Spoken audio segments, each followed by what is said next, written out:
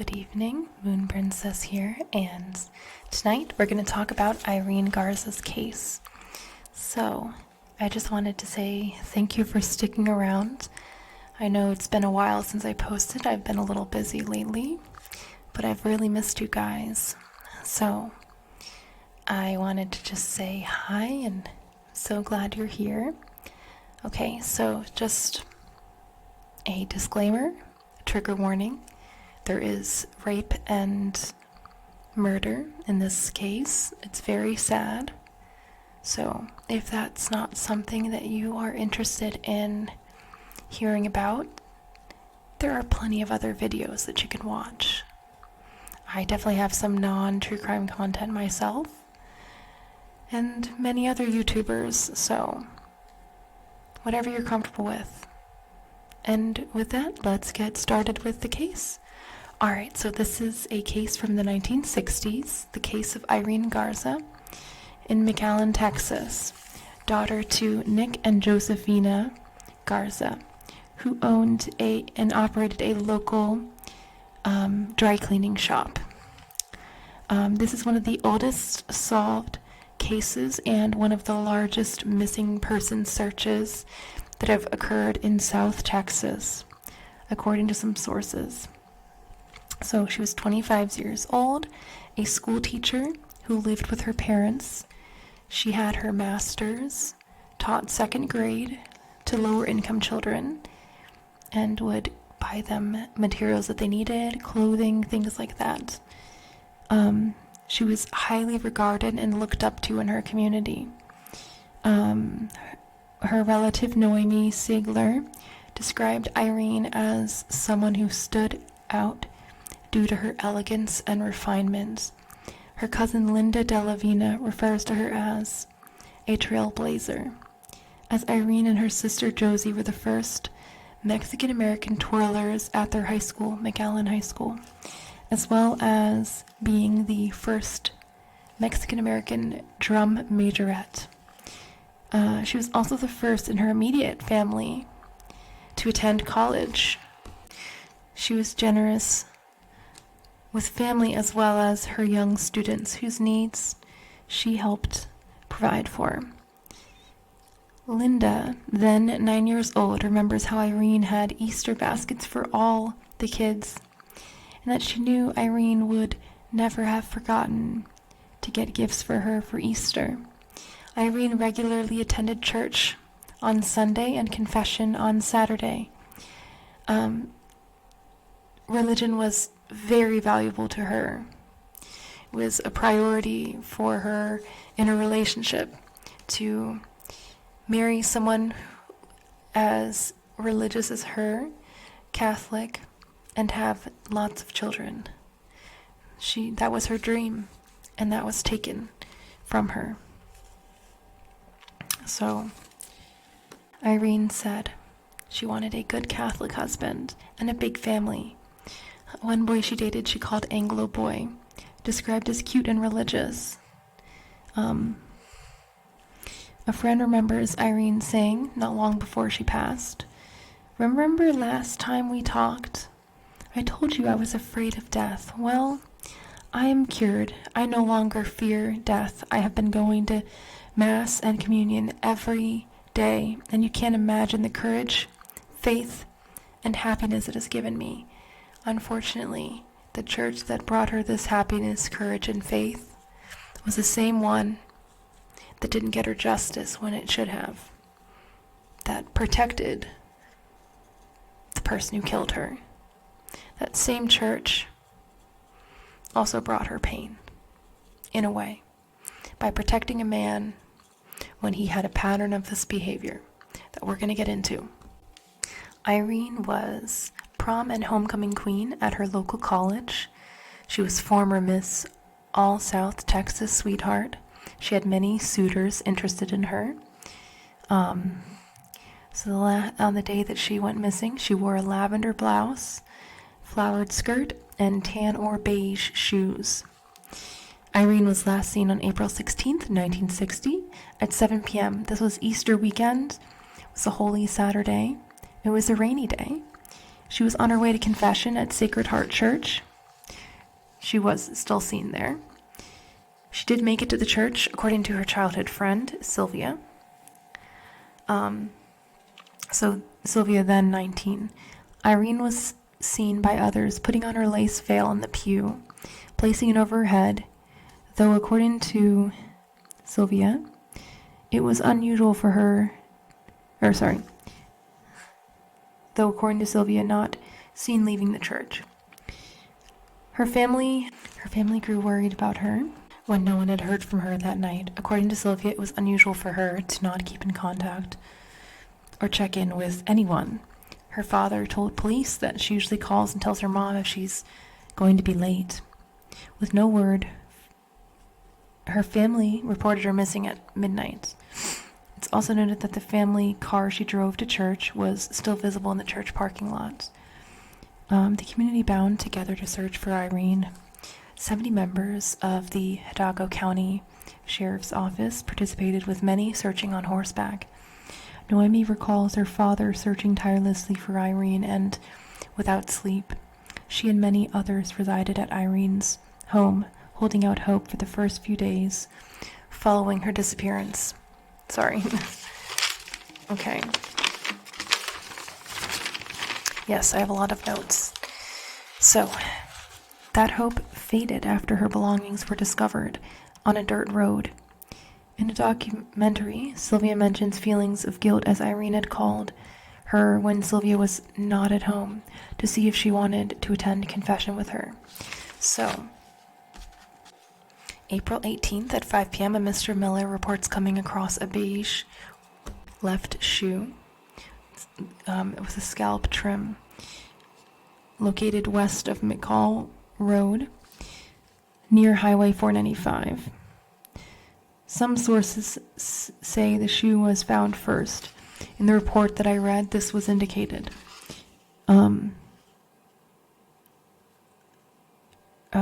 On the 19th, their purse was also found off McCall Road. The purse was found near Highway 495. It was found by Alfredo Barrera, a local teacher who, upon opening it, discovered who it belonged to and brought it to Garza's family. Irene was found April 21st at 7:40 a.m., discovered by Mrs. Arnold. Her body was face down, floating in the canal on 2nd Street, across from Sears. Her body was lifted from the canal with canvas. Different casts were made for evidence. So there was a cast of the drag mark that was made from where she was dragged into the canal. And then they had a canvas, police canvassed within 32 blocks of Sacred Heart Church. Roughly 5 days after Irene's disappearance, her remains were spotted, dumped in an irrigation canal, callously like she was trash. She was found with her petticoat over her head, her blouse undone, underwear missing. Along the bank, authorities also noticed a single partial male shoe print and imprint of her petticoat at the scene. 2 weeks later, when the canal was drained, a slide projector was found for photo slides belonging to then Father Fate. Irene's cause of death was suffocation. So Fate was residing in the rectory at the time to assist with the Easter season. According to Anna Maria Hollingsworth, former father brought Irene from the confessional to the rectory, claiming she was too good to confess in the confessional. Irene, in response, looked confused, especially by Fate's strong insistence, but disregarded her own misgivings, her sense of unease, given he was a priest and she should be able to trust and respect authority in such a setting. So Father Fate, or former Father Fate, then 27, a wolf in priest clothing, a piece of shit priest, a sinister minister, was a visiting priest from Missionary Oblates of Mary Immaculate, and his name came up very early on in the investigation. He was visiting from San Antonio, but really there to cool off from the heat he was under for his actions, his behavior, his misconduct in another location, not that far away. Most men in Irene's life that she came into contact with had already been ruled out at this point. 500 interviews conducted before looking at former Father Fate. He was the only suspect in this case. The slide projector found in the canal belonged to him and was used to kill. He was the last to see Irene in the rectory for greater privacy. The slide viewer detail was disclosed in a letter. Some claimed it was intended to be taunting. According to cold case files, police noticed he had scratches on his arms and hands, which looked like they could be defensive wounds. They were also noted by Father O'Brien, who mentioned it to the police. He claimed he got locked out of his room and had to break in and scale the building and break the window. But to make those marks that are on the back of his hands, he would have had to scale the building and have, like, his hands backwards, like some weird creature, in order for that to be plausible. So, very strange. He had no better excuse ready. So,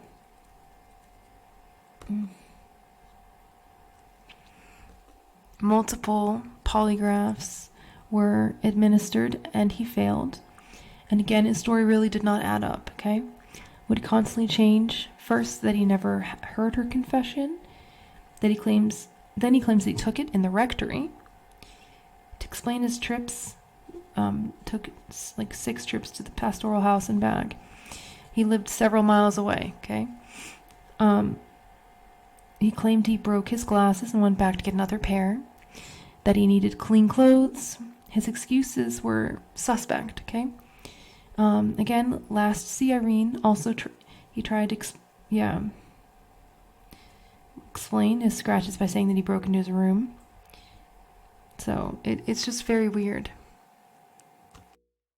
Okay, so the event, the crime itself, Irene was lured away to the rectory where she was assaulted, according to monk Dale Tashiny, and the confession that he heard from Fate. After Irene gave her confession, he removed her top and groped her, brought her to the basement, and raped her. So the walls in this building were known to be really thick, so you wouldn't be able to hear any sounds that happened in the basement, any noise that she made, any kind of struggle. Unfortunately, I believe she was also tied up when all of this was kind of going down. She was left there as Fate went back to hear more confessions at the main church building. He returns, moves her to another location, the pastoral house. After the confession comes to a close, so he goes from the church to the rectory to the pastoral house and then the irrigation canal. So he places her in the tub in the pastoral house, leaving her. And as he's leaving, Irene's telling him, she's like, I can't breathe. So he goes off to perform vigil mass. When he returns from the church, he finds her dead. He transports her remains to dump them in the irrigation canal, basically like trash. So some things that I read and watched said that she was assaulted, bound, and gagged, but other sources claimed that those who disclosed this information were assuming this is what happened. So take that however you would like. There was also mention of a potential plastic bag over her head, cellophane, but at the same time, if the slide projector was what was used to kill her, why would he need a plastic bag? So I find that strange, but I'm assuming there wasn't a plastic bag because it didn't seem fully corroborated. All right, so at some point following the murder and polygraphs that were conducted, Fate was whisked away from the church, by the church, and Father O'Brien. Father O'Brien was a residing priest there at the McAllen's Sacred Heart location. And he was sent off to a monastery to receive counsel, because our priority is to counsel murderers and not solve crime, or to cover it up. So O'Brien had in fact told police Fate had injuries the night that Irene went missing, scratches on the tops of his arms and going down vertically down his hands. So he was sent to a Missouri monastery for counsel for murder with a monk who he confessed to, although this monk was already informed before he arrived that he was going to be counseling a murderer. And this monk was Dale Tasheny of Assumption Abbey. He was also shuffled to another monastery in New Mexico, but they don't give much other details about that. So Assumption Abbey had actually been considering at one point taking him on as like a monk, I guess. I think that was like the plan according to some sources that I read. But he was deemed unsuitable. That shocker there. So Fate hopped parishes and eventually he left the church altogether. Though I read at one point he may have been counseling others who committed assaults. So Fate left the priesthood in 1972. He married and he had children. He had 3 children and then he also had grandchildren. And he worked for decades for a Catholic charity, and people thought really highly of him because they didn't know about his past, and they found it hard to believe from what I gathered.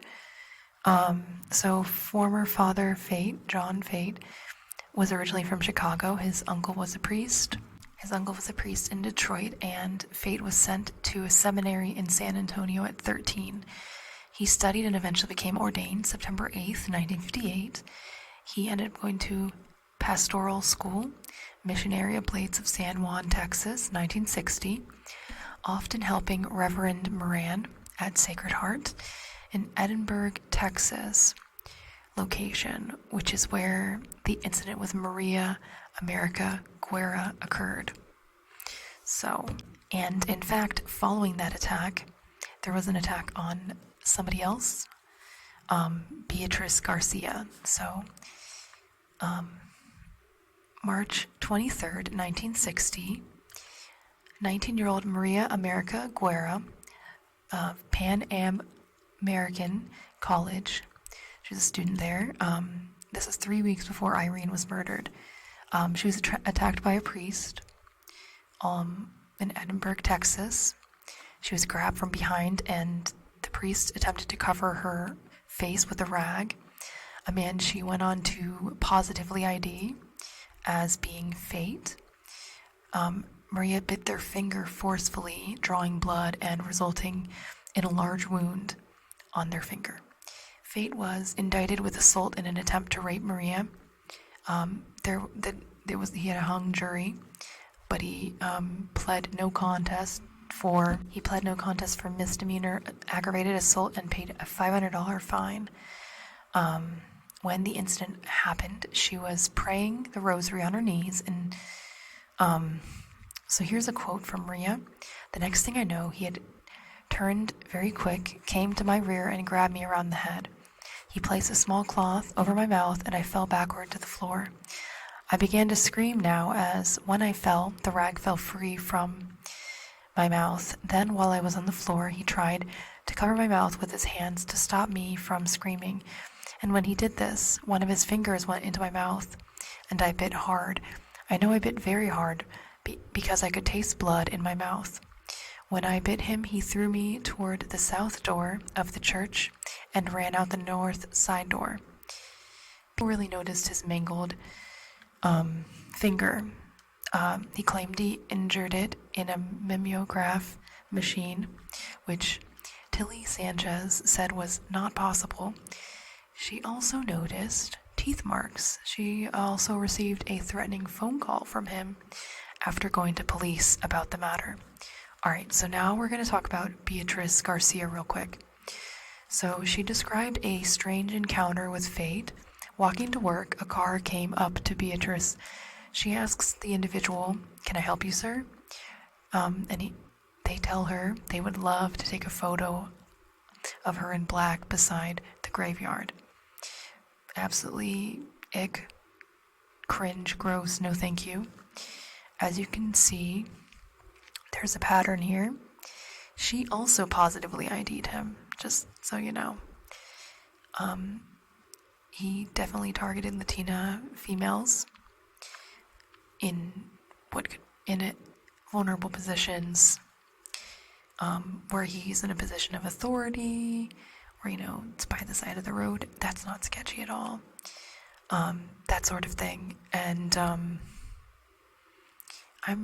I've read also that there were other women that he had attempted to coax into something as well, but were whoa there, and left the church. Alright, so the church as a very powerful force. Despite evidence implicating fate, despite knowing he did it, he was able to go receive his counsel.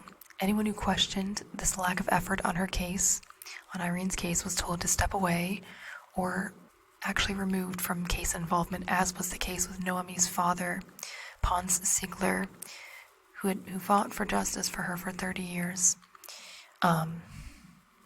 So the case died as a result. O'Brien was complicit in covering up her murder. He knew full well, as fate had confessed to him after he committed the murder. So also the authorities there were Catholic police officers, and it was an election year for local sheriff and Kennedy, who was in fact the first Catholic president in the United States. Essentially, this was all a cover-up. A letter many years later was found with references to this information. It was said that Father O'Brien at one point visited the Garza's family and attempted to placate her parents, being like, "Even if fate is responsible, we'll take care of him. Justice will within the church." And when he did this, it confirmed their suspicions that they already had of this conspiracy among police authorities in the church. But they weren't able to prove it until a long time later. So a letter written in 1960 between Father Sadel of St. Helen's Missions, August 1st, 1960. This letter was between Sheriff Vickers and Father Sadel. They sought to undermine Irene's case, that they were going to tell the DA that the case was weak, and push for it to be dropped. Attributing this to concern for Kennedy's campaign, there were political implications to this that could make it a juicy scandal if opposition to Kennedy got their hands on this information.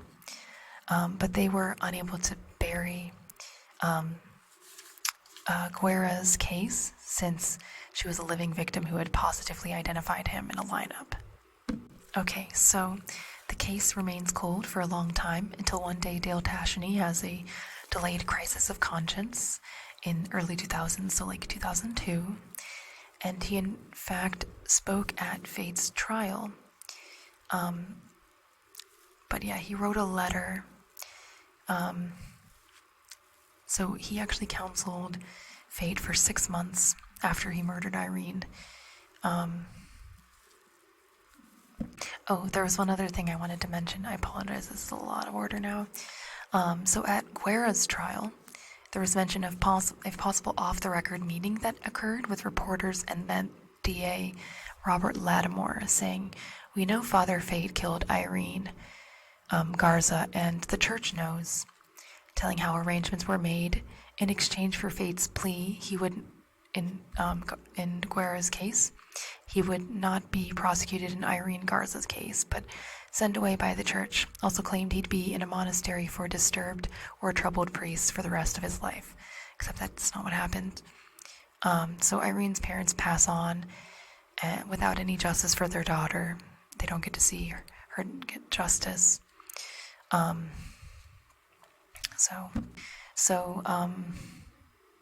They actually had information from Tashini as well as Father O'Brien. So, and O'Brien admitted to the fact that he had known, that he had told him, and that he had directed Fate away. But then he was claimed to be possibly unreliable due to dementia, and then he passed away. So basically, they indicted Fate in 2004, but then the DA was like, nah, it's not going to work. And they did not offer up O'Brien and Tashini to testify, and so that's also why it was so weak. And so then O'Brien died in 2005.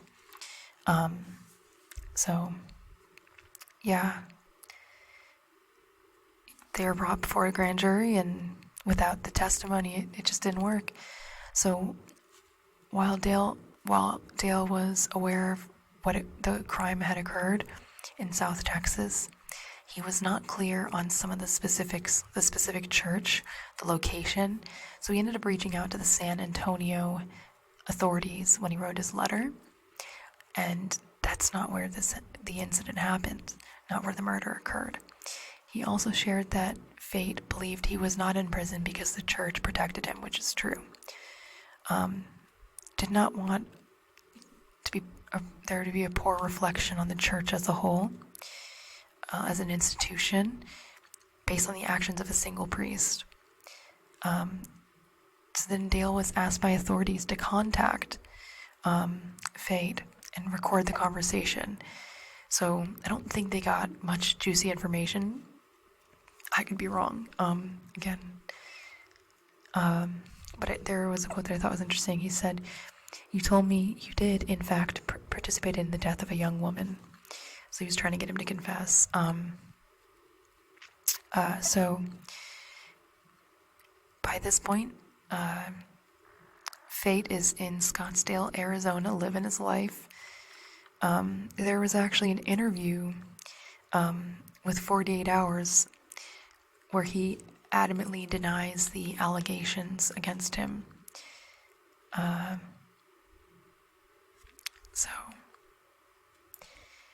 Anyways, they do manage to indict John Fate in 2016 with murder. He reacts with puzzlement, like he doesn't know, when being arrested for a crime that was so long ago. 56 years later, he pleads not guilty. The trial occurs. He may have looked weak, but looks can be deceiving. He was in his 80s at this point. But think of, for example, Robert Durst. He was old, but he still, he had dismembered somebody after murdering them. Like, that takes work, man. You can look weak and still be like a really messed up person. So, just my thoughts. Fate was convicted December 7th, 2017, and sentenced to life after a long, quiet life of like more than 50 years, when Irene didn't get to have children, didn't get to have all those things that she should have had. It's bullshit. So he was sentenced at 84 years old when he had stage 3 bladder cancer, and by February 14th, 2020, at 86 years old, he passed away of a heart attack.